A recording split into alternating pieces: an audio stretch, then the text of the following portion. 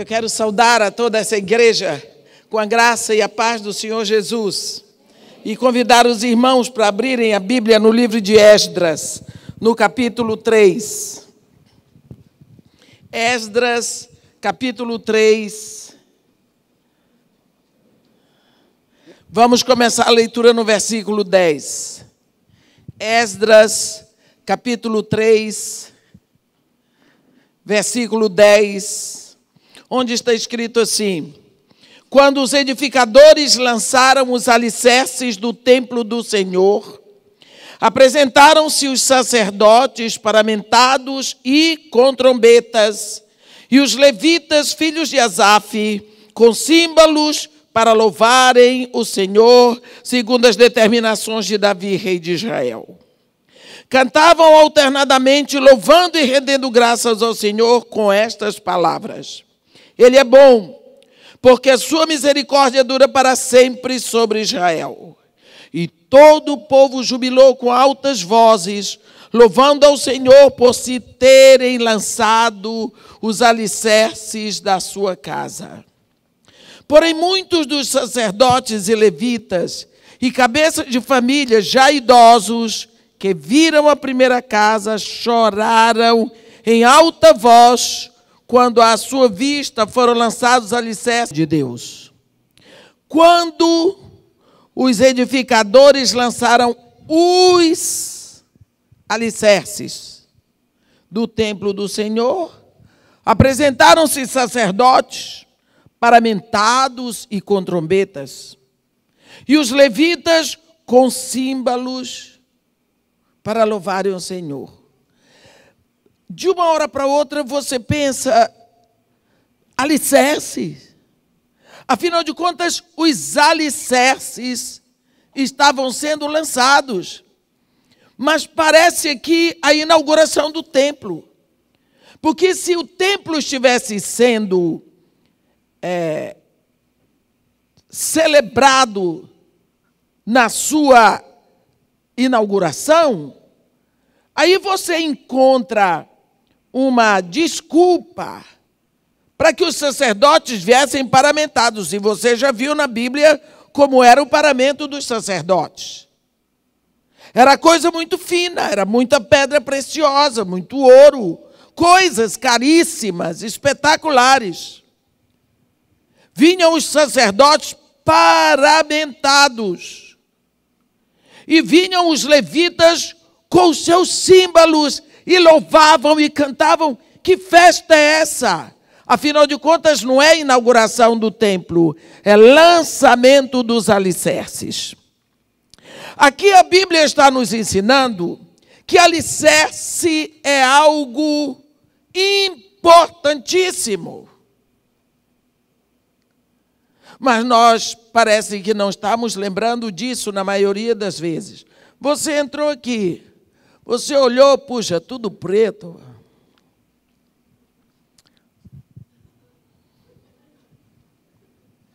Pô, mas tem ali uma bateria maravilhosa, teclado é Roland. Você olha, aquilo que você vê, ele chama a atenção. Você entra num shopping, você vai atrás das boutiques que tem, das coisas que tem, você olha o que está diante de você. Você entra num shopping, alguma coisa você diz: ei, espera lá, antes de eu entrar, eu quero ver aqui como foram lançados os alicerces desse shopping, que isso pode cair em cima da minha cabeça. Eu posso morrer aqui se isso daqui não estiver em cima de uma estrutura boa.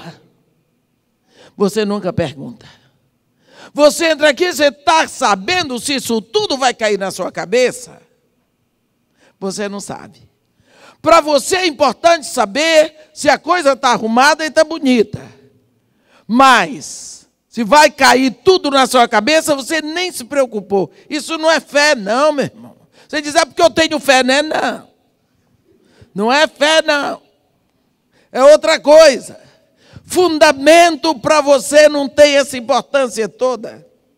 E Jesus Cristo, uma vez falou sobre isso. Ele disse aqui, ó, tem 2 homens.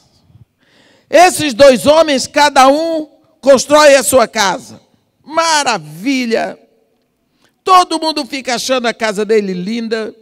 Eles põem lá dentro, os dois, cada um dentro da sua casa, os melhores sofás, as melhores camas, as cortinas mais lindas. E aí, depois que a casa está pronta, cada um entra na sua casa e senta diante da televisão, no sofá. Se for gaúcho, pega o seu chimarrão.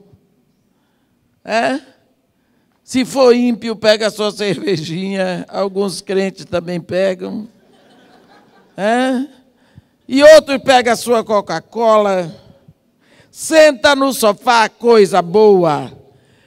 Descanso merecido dentro da minha casa nova, bonita. Tudo charmoso. E agora vou ver meu futebol. Senta lá. Aí de uma hora para outra começa a chover. E a chuva vem ficando forte. E a chuva desce água na cabeceira do rio. E o rio vai transbordando e o vento bate com força nas duas casas. Uma se arrebenta e vai embora na correnteza do rio. E o outro continua lá, com a sua cervejinha. Isso por conta minha, Jesus não falou. E passa a chuva e o rio desce e ele não está nem aí. Qual foi a diferença entre as duas casas? Fundamento. Uma foi construída sobre a rocha e permaneceu.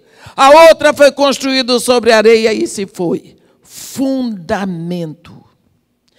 Quem olhava para aquelas duas casas não sabia que uma tinha um fundamento tão frágil, tão falso.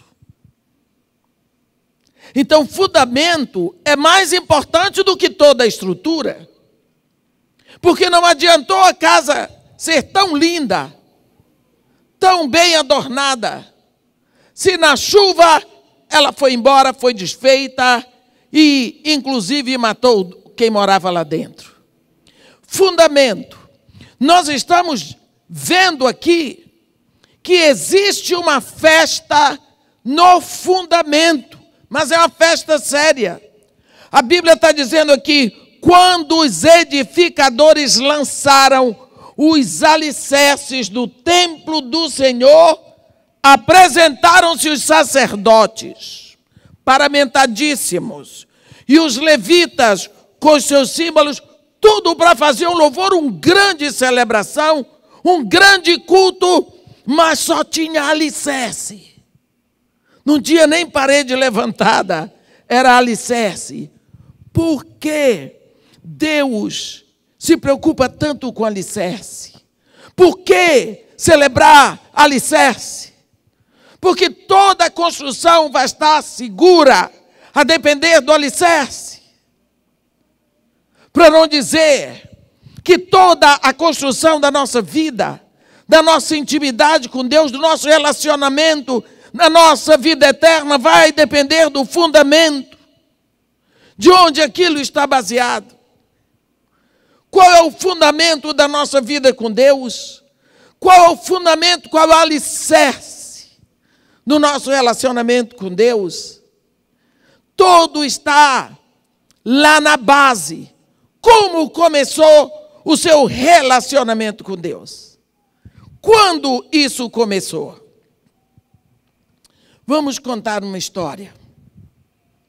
Depois que Jesus Cristo acabou de dar a revelação da ceia, porque ele revelou a ceia dentro da Páscoa. A Páscoa é uma festa absolutamente judia ou judaica. E ali no meio da ceia, no meio da Páscoa, Jesus Cristo revela a ceia, dizendo para aqueles discípulos, tudo o que vocês fizeram, todos os anos celebrando a Páscoa, era simplesmente apontando para esse momento. Quando ele acaba de celebrar, eles cantam o grande halelo do Salmo 136 e descem, atravessam o Vale do Quidrão e vão para um jardinzinho à esquerda. Para o lado direito, sobe o Monte das Oliveiras, para o lado esquerdo tem um jardinzinho simples chamado Getsemane, e é para lá que eles foram. E a Bíblia fala, primeiro ali foi um lugar muito fácil para Judas, porque Judas sabia que Jesus tinha uma preferência muito grande pelo jardim do Getsemane. Então ele saberia que Jesus ia para ali. E quando Jesus chega ali, tem a primeira grande agonia. E essa primeira grande agonia tem a ver com algo que muitas pessoas confundem. A Bíblia diz que Jesus ali, além de ter suado sangue, de ter aberto o coração para dizer: a minha alma está profundamente abatida até a morte, ficai, pois, vigiai comigo, nem uma hora pudeste vigiar comigo, e todas essas coisas nós vemos a angústia crescente no coração de Jesus Cristo. A Bíblia diz que ele fez a mesma oração 3 vezes, uma oração curta, contundente, cercada de dor profunda. E 3 vezes ele fez a mesma oração ao Pai: Pai, afasta de mim esse cálice. Não seja feita, porém, a minha vontade, mas a tua que está no céu. Mas se for possível, afasta de mim. A Bíblia diz que Deus apenas mandou um anjo para consolá-lo. Isso está escrito no Evangelho de Lucas. Bem, de que cálice Jesus está falando? Algumas pessoas confundem com as 4 taças que ficam em cima da mesa durante a celebração da Páscoa. Aquelas 4 taças de vinho que ficam em cima da mesa da celebração da Páscoa judaica tem a ver com as 4 promessas que estão escritas em Êxodo 6, no versículo 6. São promessas específicas para o povo de Israel. Quando Jesus Cristo está falando aqui no Getsemane: Pai, afasta de mim este cálice, ele está se referindo a um cálice específico, apavorante. Ele não estava se referindo à crucificação, não. Jesus Cristo veio para ir à cruz. O objetivo dele era a cruz, o escopo dele era a cruz. Ele queria ir para a cruz e todas as vezes ele nunca se referiu à cruz como algo que ele quisesse rejeitar. Nós lembramos quando Pedro veio dizer para ele evitar a cruz, ele olhou para Pedro e disse: arreda Satanás. Porque Satanás não queria que Jesus fosse à cruz, porque era o ultimato da derrota dele. Quando Jesus Cristo foi para Jerusalém, naquela época da última Páscoa, ele disse para seus discípulos: é necessário que o Filho do Homem suba a Jerusalém, e lá sofra muito nas mãos dos escribas e dos sacerdotes, e assim ele seja preso, julgado, condenado e morto na cruz, para ressuscitar ao 3º dia. Então Jesus Cristo foi para Jerusalém, sabia que ele seria preso e crucificado. Não era a cruz que ele se referia. Ele também não se referia nem à morte dolorosa na cruz e nem à vergonha, à humilhação que ele ia passar naquele trajeto todo sem roupa, apanhando e sendo humilhado de todas as formas. Jesus Cristo se referia a um outro cálice, o pior de todos os cálices. Se nós olharmos para trás um pouco para pensar nesse cálice, nós lembramos que quando Deus criou todo o universo, a Bíblia diz: no princípio Deus criou os céus e a terra. Muitos céus, muitos planetas, milhares e milhares e milhares de planetas.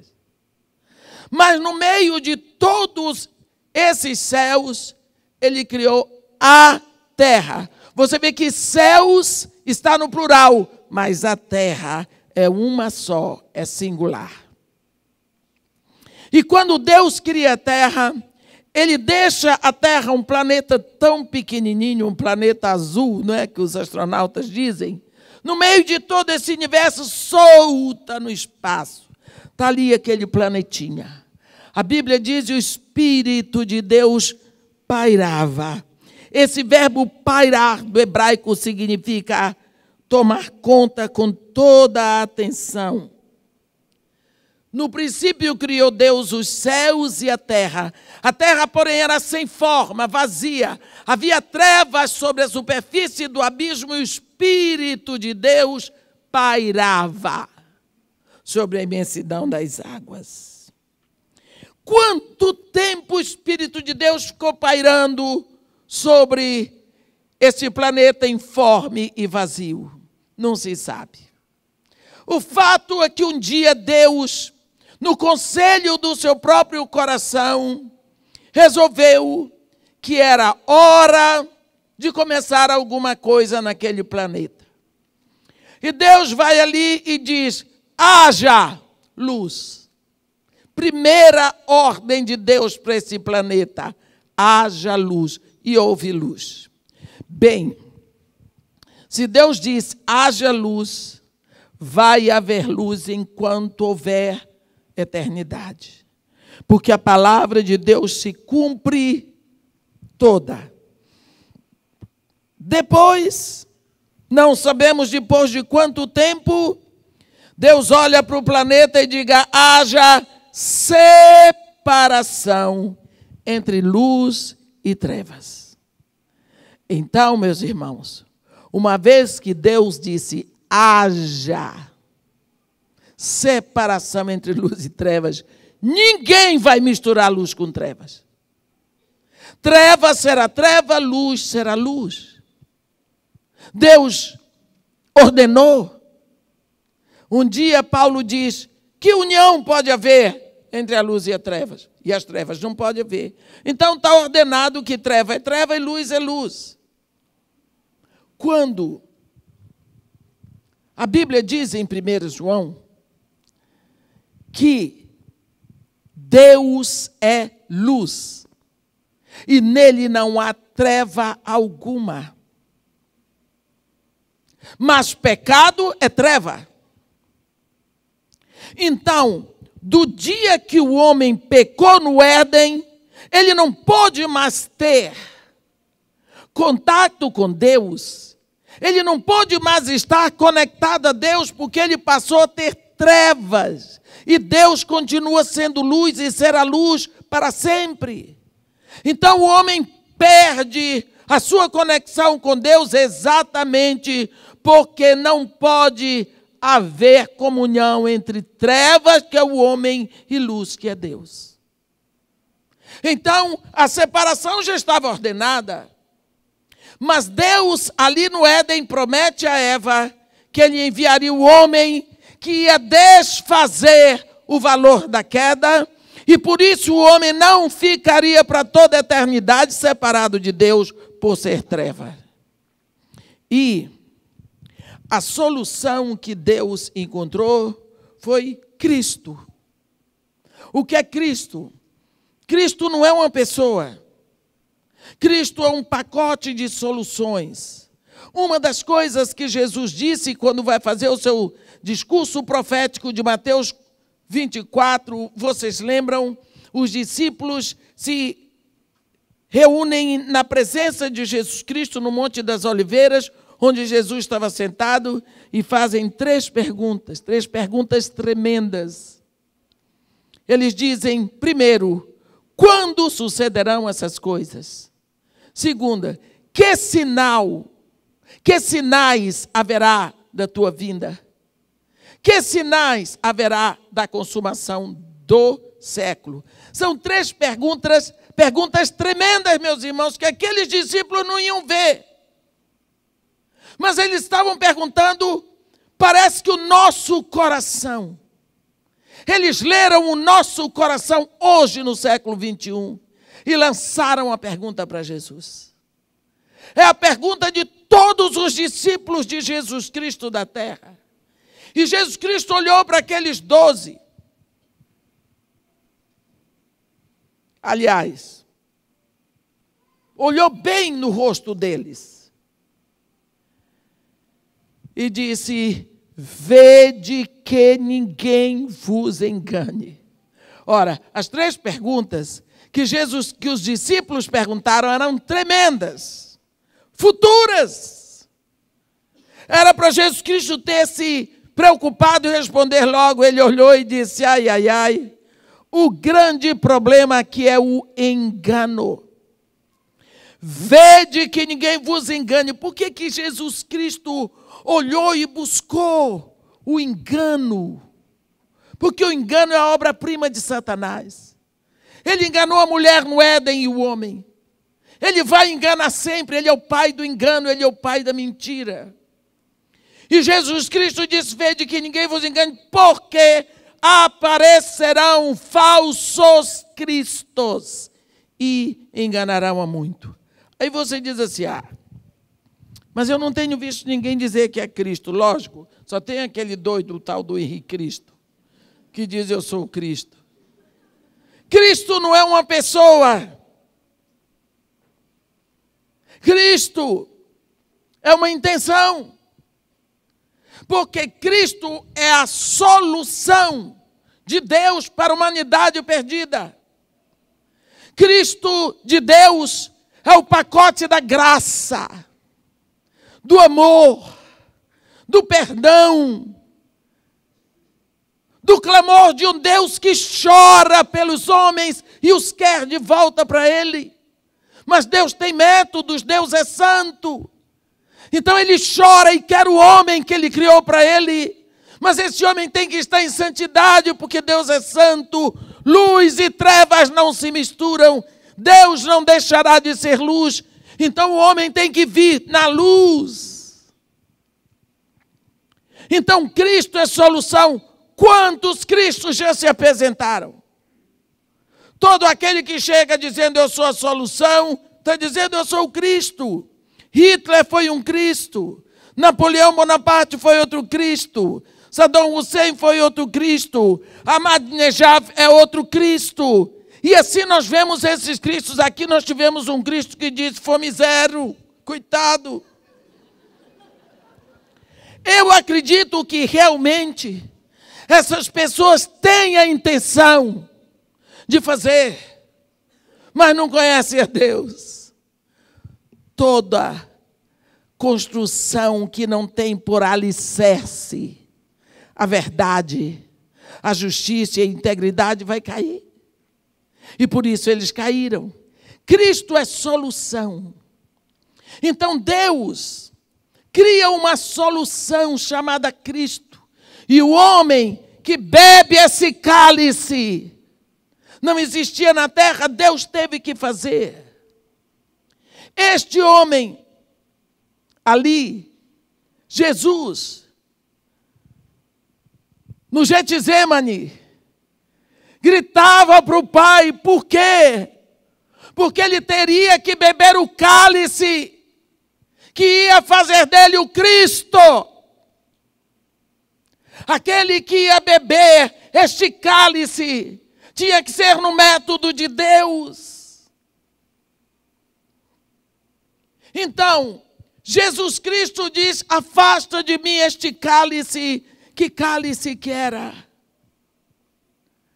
Quando Jesus está lá na cruz, ele tem que receber e beber este cálice. Qual era o cálice? Todo o pecado da humanidade. Ele tinha que beber. Ele tinha que se tornar uma pústula de pecado e de maldição. Lá na cruz, o Filho de Deus se tornou um assassino, um ladrão, um tarado, um impuro. Todo o pecado do mundo ele toma, ele abraça nele, ele fica, ele se torna pecado.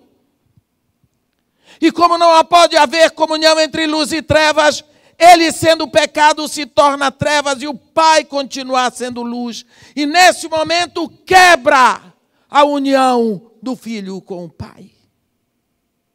E nessa hora que ele recebe todo o pecado do mundo que é derramado nele, o inferno todo ali, ele grita: Deus meu, por que me abandonaste? Nessa hora, até o sol escondeu o rosto. A Bíblia diz que houve trevas, meio-dia. A cidade de Jerusalém tem isso registrado na sua história. Meio-dia. A cidade ficou em trevas. Que coisa, não é? Quando Jesus nasceu, meia-noite, houve luz à meia-noite. Quando Jesus vai à cruz, meio-dia, há trevas, meio-dia. E Jesus Cristo, então, morre. E ele grita: tudo está consumado, está tudo pronto. Eu bebi o cálice até a última gota. Pai, nas tuas mãos, eu entrego o meu espírito. Então ele morre. Como é que Jesus Cristo morre? Morre com o seu pecado, com o meu pecado, com a nossa maldade. Tudo aquilo que nos separa de Deus foi enterrado com ele. Então ele enterra a minha morte, ele enterra a minha maldição, ele leva para o inferno tudo aquilo que me separava de Deus e ressuscita livre. E nele livres nós estamos. Portanto, aquele que é nascido de Deus não precisa temer o pecado. Porque nele tem agora não é mais a semente de Adão, mas a semente de Cristo, que é o perdão. Esse é o grande ponto do alicerce. Esse é o alicerce necessário para que nós tenhamos uma construção perfeita da nossa comunhão com Deus. A Bíblia diz que quando um pecador se arrepende, está escrito lá em Lucas 15, quando um pecador se arrepende, existe festa no céu diante dos anjos de Deus. Que coisa interessante. Eu gosto disso. Eu gosto quando a Bíblia diz: há júbilo diante dos anjos de Deus por um pecador que se arrepende. Ora, me diga uma coisa. Quem é que faz a festa? Não são os anjos. Se a festa é feita diante dos anjos, quem é que faz a festa? É o Pai. O Pai festeja, o Pai faz festa. Como é a festa que o Pai faz, eu não sei. Mas é festa, porque foi Jesus que disse. Por um pecador que se arrepende. Então, arrependimento é importante. Quando João Batista chegou, ele veio dizendo o quê? Ele começou a pregar, e o que é que ele dizia? Arrependei-vos. Essa era a pregação de João Batista. O pessoal acha que a minha pregação é borracha. Sou borracha. O pessoal acha que minha pregação é cacetada. Mas olha a pregação de João Batista. Arrependei-vos, porque está próximo o reino de Deus. Então, o verbo que ele usa como base é o arrependimento. Quando Jesus Cristo vem, ele começa a pregar. E ele diz o quê? Arrependei-vos. Não é? Arrependei-vos. Porque está próximo o reino de Deus. De novo vem o verbo arrepender. No dia de Pentecostes, quando vem o Espírito Santo, que Pedro faz o seu primeiro sermão, cheio do Espírito Santo, o povo diz para ele: agora que faremos? Qual é a solução? Ele diz: arrependei-vos.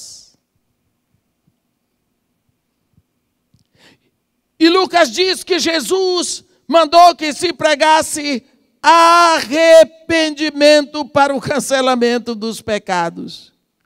Arrependimento para o cancelamento dos pecados, meus irmãos. Então, não existe cancelamento do pecado sem arrependimento. Se não existe arrependimento, não tem base. Qualquer tentativa de construção de uma vida com Deus que não tem por base o arrependimento não vai crescer. Não vai à frente. Porque é Jesus que fala, é João Batista que fala, é Pedro que fala, a Bíblia fala do arrependimento. Há quem pense que o arrependimento é um momento de grande emoção. Não. Emoção não é pecado. Mas o arrependimento é um ato lógico, racional. Eu estou indo roubar. No meio do caminho eu penso, o que é que eu vou fazer? O roubo é indigno, é sujo. Não trabalhei para isso. Eu não vou mais fazer isso. Não vou. Vou voltar para casa. Isso foi um arrependimento, é uma metanoia. A metanoia é uma volta de 180 graus. Eu vou e volto do mesmo caminho. Metanoia é arrependimento, é mudança de pensamento, mudança de atitude, mudança do seu modo de pensar. Isso é arrependimento. E Jesus Cristo põe o arrependimento como alicerce, como base, como fundamento na construção do seu relacionamento com Deus. Quando Jesus Cristo fala sobre arrependimento, em Lucas 15, em Lucas 15 é o capítulo das coisas perdidas e restauradas. Lá Jesus Cristo fala de três, ele inventa, ele cria três historinhas que nós chamamos parábolas. Falando de coisas perdidas e restauradas. Ele fala de um pastor cuja ovelha ficou perdida e o pastor vai trabalhar, vai andar a pé para restaurar essa vida. Até que ele a encontre e ele a carrega no colo. Que ovelha feliz. A ovelha se perdeu com as próprias pernas. O pastor anda a pé para ir, encontra, carrega no colo e volta a pé. E ela carregada. Isso é restauração de vida. É vida perdida e restaurada. Quando ele fala da restauração de valores, ele põe uma mulher que perdeu uma dracma, uma moeda. Ela tinha 10, perdeu uma, procurou e encontrou. Houve uma perda e restauração de valor, de moeda, de dinheiro. Mas quando ele fala sobre perda e restauração de relacionamento, ele põe um pai com um filho. Note que Jesus Cristo não estava contando uma história como eu estou contando aqui. Jesus Cristo criou uma história para dar um ensinamento que estava no coração dele, e Jesus Cristo é Deus. Então aqui ele põe o Pai que ele conhece, que é Deus, e se coloca como um filho pecador. Então, ele coloca um filho que, desculpa a expressão, ele cospe no pai. Porque ele diz: pai, dá-me a parte dos bens que me cabem, porque eu vou embora. Ora, filho só é herdeiro depois que o pai morre. Na realidade, o que esse filho estava dizendo para o pai era: pai, me dá a minha herança, porque eu não quero vir aqui nem quando você morrer. Nunca mais eu quero ver o senhor nem vivo nem morto. Foi isso. Você sabe que o pai deu? O pai deu. Deus, quando criou o homem, colocou para o homem um corpo maravilhoso, com órgãos que funcionam em cadência. Deus criou também para o homem uma alma. Essa alma funciona com tudo, inteligência, juízos, raciocínio, memória, atenção, consciência, sentimentos, emoções, tudo. Mas Deus também criou um espírito para o homem estar ligado para ele pelo espírito. E disse para ele: se tu comeres dessa árvore, tu vais morrer. Morre o teu relacionamento comigo. Pois comeu, e aí o relacionamento foi cortado. Quer dizer, eu quero tudo isso aqui. Eu quero um corpo funcionando, eu quero uma alma funcionando, mas o meu relacionamento contigo pode ficar para lá. Isso. Foi isso que esse filho pródigo fez. O pai deu para ele. Pode ficar com teu corpo maravilhoso. Pode ficar com a tua alma cheia de inteligência, de memória e tudo mais. Mas o relacionamento comigo tu não queres. Esse filho foi embora. E gastou tudo, nós sabemos a história como foi. E foi acabar se agregando a um homem que criava porcos. E esse homem, como ele precisava ganhar dinheiro, mandou para tomar conta dos porcos. E quando ele chega lá, a fome era tanta que ele desejava comer a comida que os porcos comiam, mas nem isso lhe era permitido. Olha a situação desse filho pródigo. Ele estava desejando a comida do porco. Você sabe o que é uma fome assim? Que você deseja a comida do porco? A comida do porco satisfaz a você. A comida do porco sacia você, você está igual a porco. Porque comida de porco sacia o porco, mas no momento que ela passa a saciar a você, você está igual ao porco. Foi assim que nós ficamos depois do pecado. Saciamos a nossa alma com coisas de porco. Gostamos de moralidade. Rimos de piada imoral. Nos saciamos nos filmes pornográficos. Sentamos para gastar o nosso tempo vendo uma novela nojenta e imoral, achando, eu não estou pecando porque quem está pecando é quem fez a novela. Não, você está pecando por conivência. Você está pecando porque você está dando ibope para o mal. Você está aplaudindo quem está fazendo o que Deus disse para não fazer.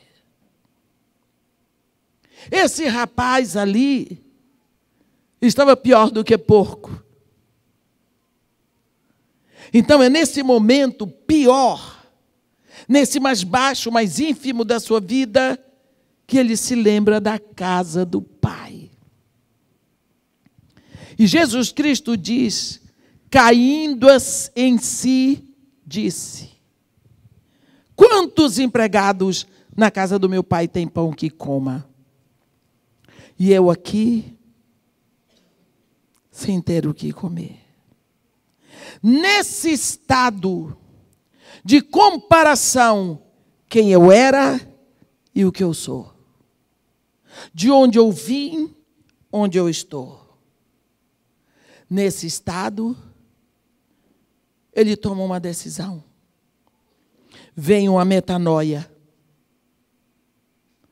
E ele diz: levantar-me-ei, irei para o meu pai, 2, e lhe direi. O que é que eu vou dizer? Eu tenho que dizer o que eu fiz. O que é que eu fiz para chegar a esse ponto? Eu pequei contra os céus.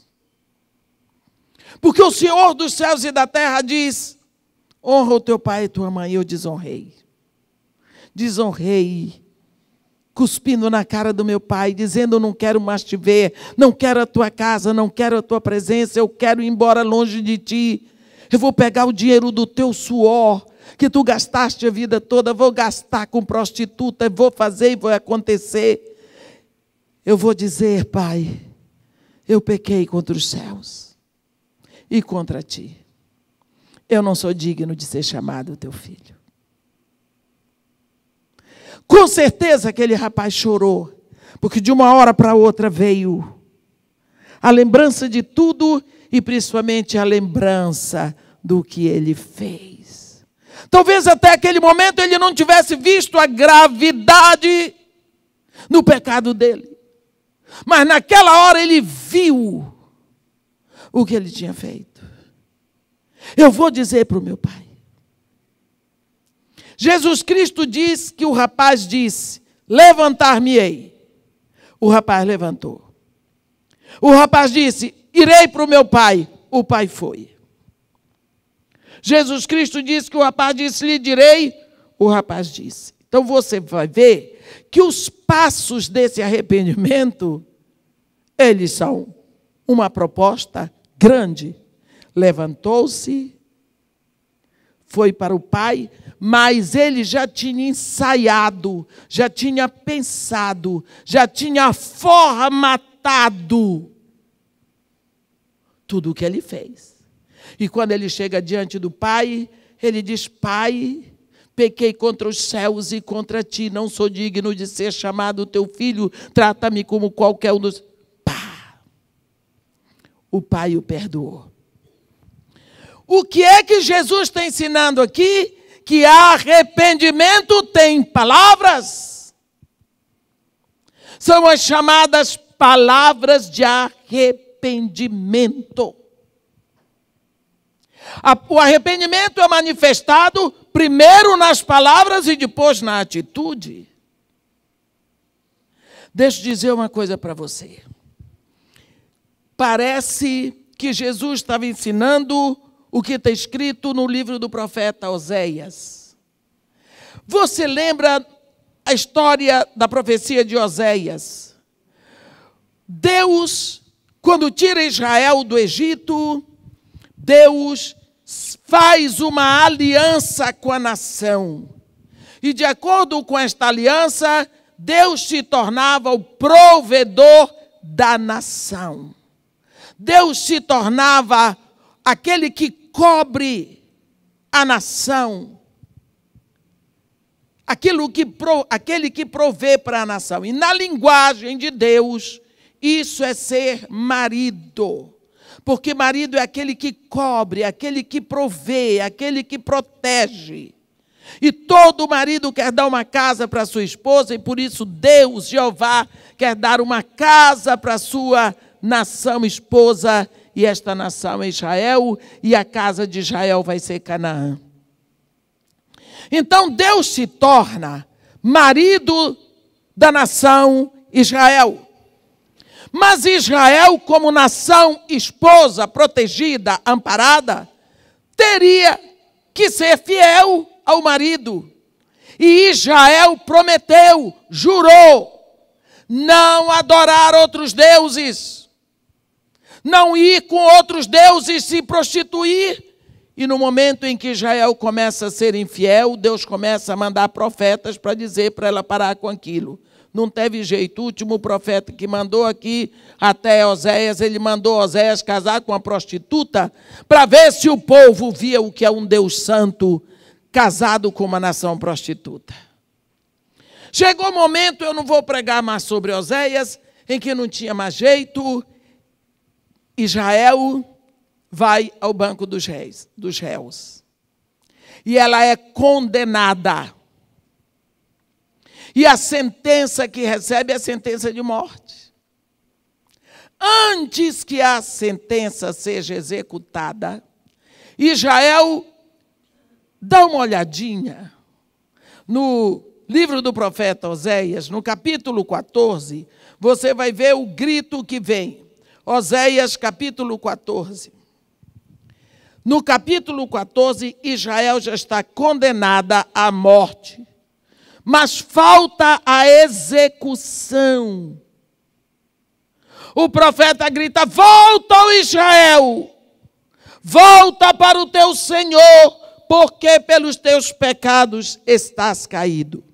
Tende convosco o quê? Palavras de arrependimento. Olha aqui. Se você quer reestabelecer, se você quer voltar, se você quer construir, se você quer alicerce firme, é pelo arrependimento. Volta para o teu Deus, porque pelos teus muitos pecados estás caído. Mas como é que volta? Tende convosco as palavras de arrependimento e diz a ele. Olha aqui o que está escrito. Versículo 2 do capítulo 14. Tende convosco palavras de arrependimento, converteis ao Senhor. Diz ele. O que é que vai dizer? Perdoa toda iniquidade, aceita o que é bom, e em vez de novilhos os sacrifícios dos nossos lábios. A Síria já não nos salvará, não iremos montados em cavalos, e não mais diremos a obra das nossas mãos, tu és nosso Deus, por ti o órfão alcançará misericórdia. Isso é tudo o que eles fizeram, viu? Tudo o que eles fizeram. Tiveram que sentar. Vamos botar aqui no papel tudo o que nós fizemos contra Deus. Naquela época, uma aliança com a Síria era muito vantajosa. Que a Síria, a Surbanipal era o homem do momento. Mais do que o Obama hoje, que o Obama, coitado.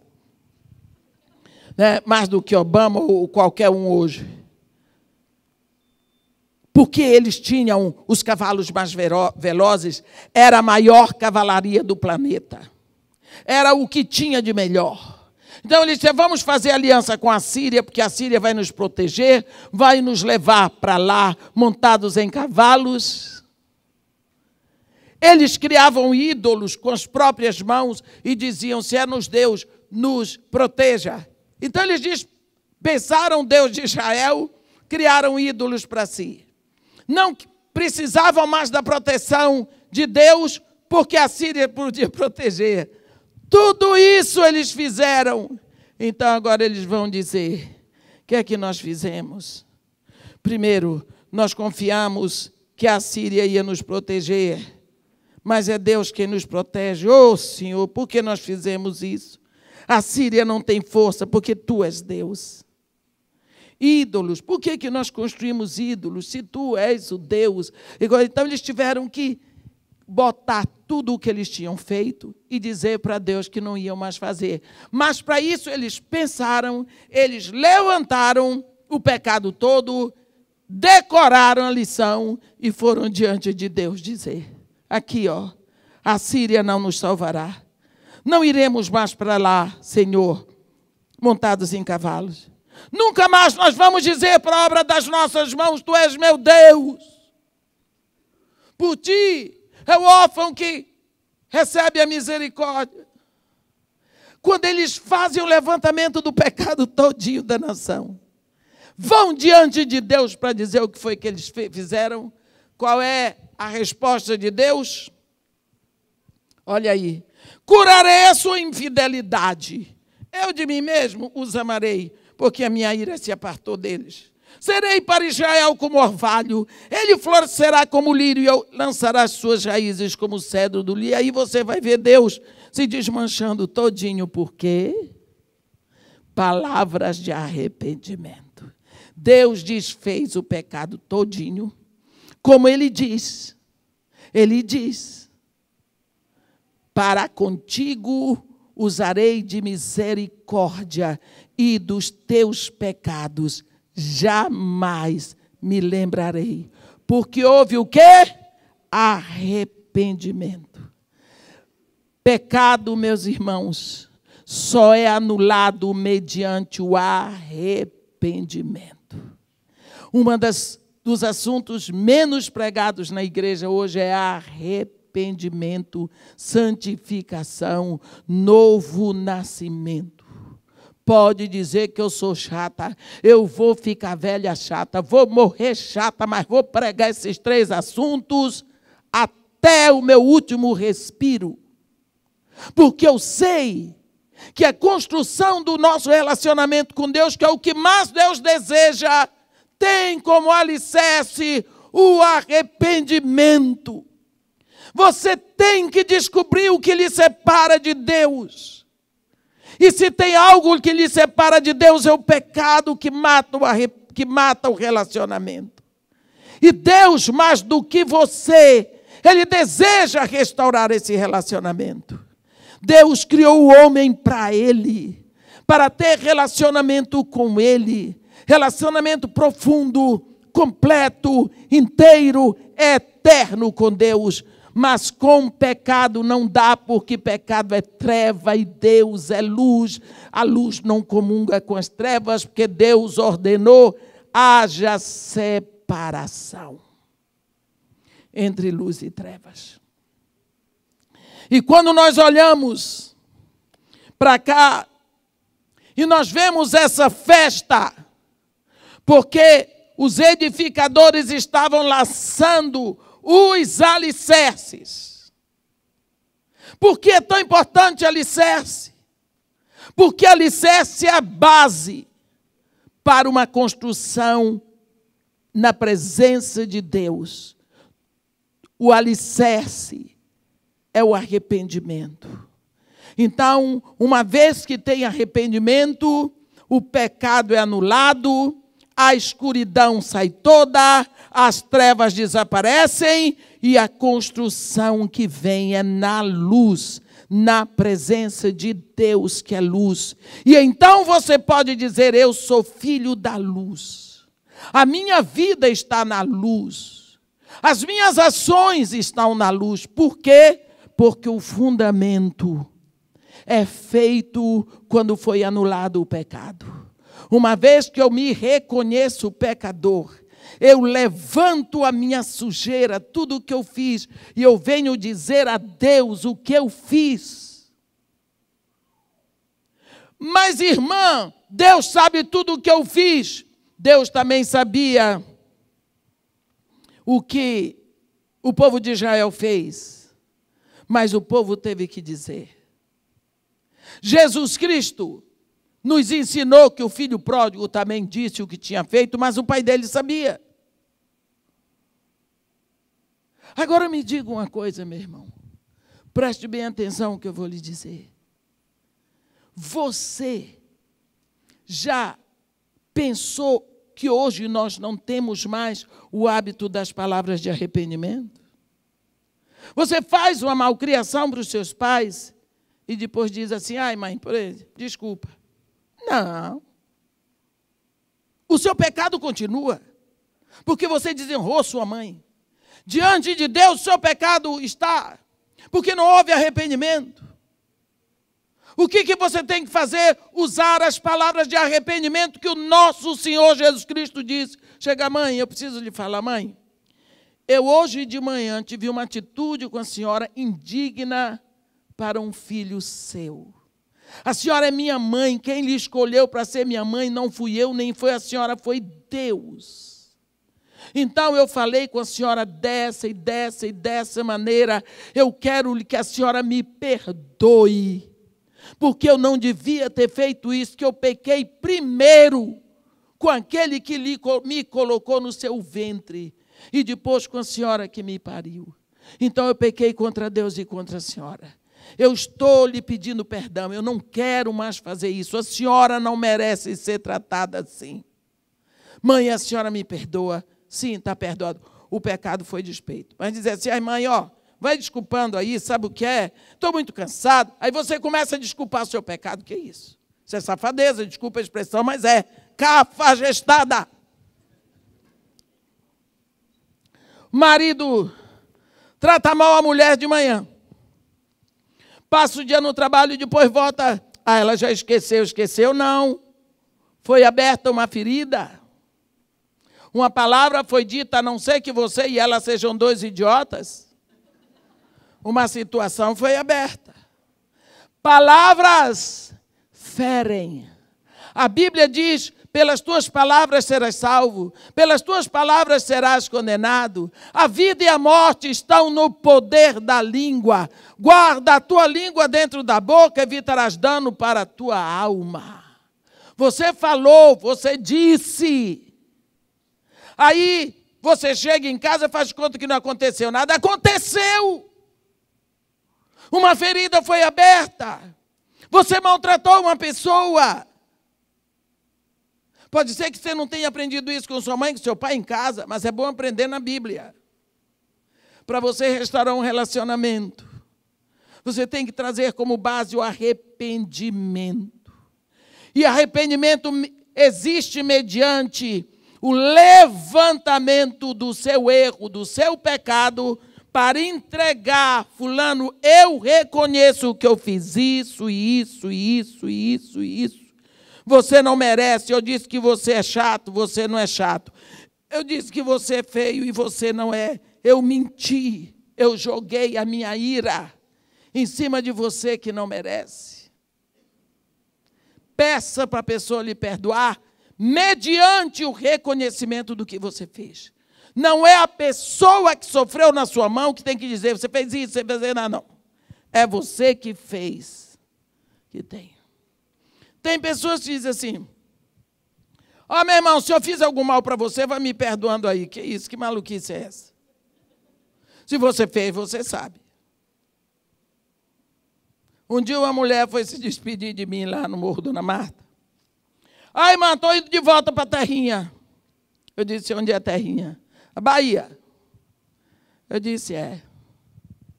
Ela disse, eu queria lhe dizer se eu fiz alguma coisa contra a senhora aí, que a senhora vai me perdoando. Eu disse, não, vem cá. Você fez sim. Você quer que eu lhe lembre? Você está me devendo R$15.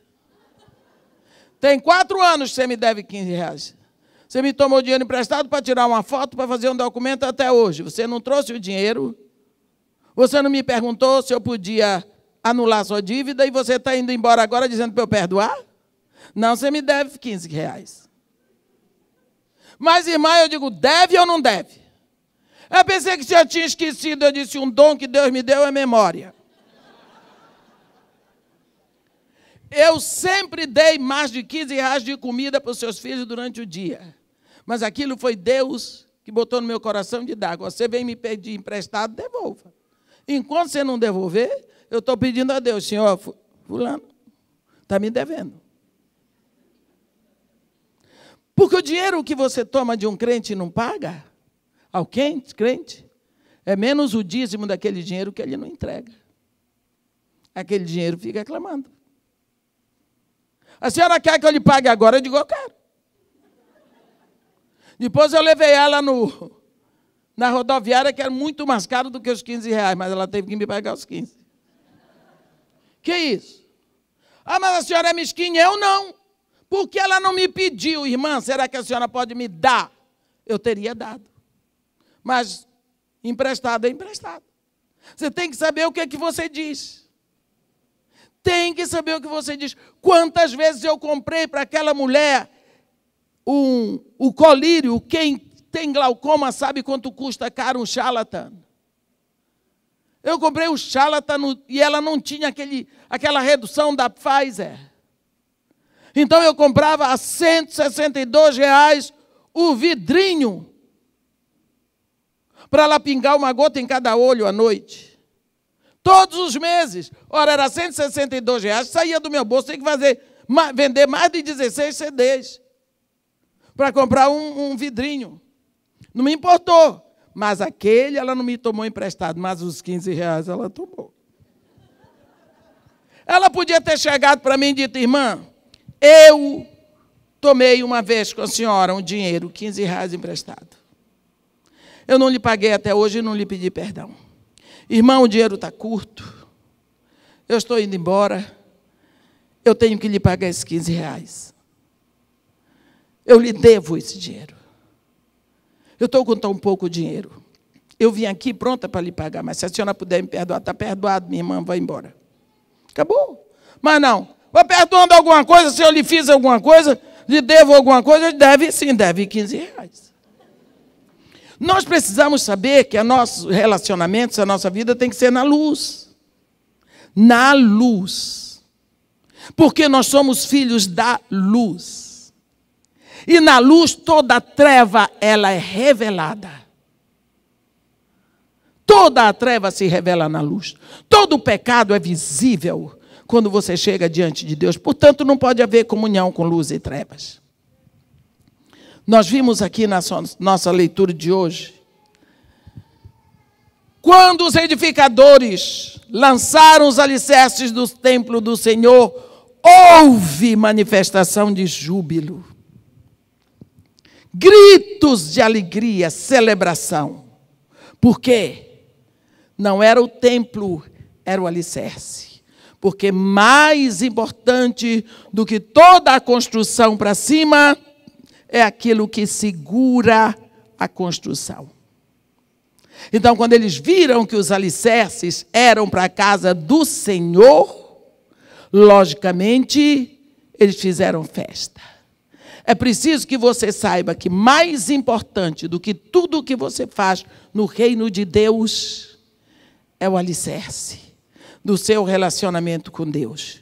E o alicerce do seu relacionamento com Deus começa no arrependimento, começa no reconhecimento de que você andava completamente nas trevas e que você volta porque você está interessado na luz. Amém?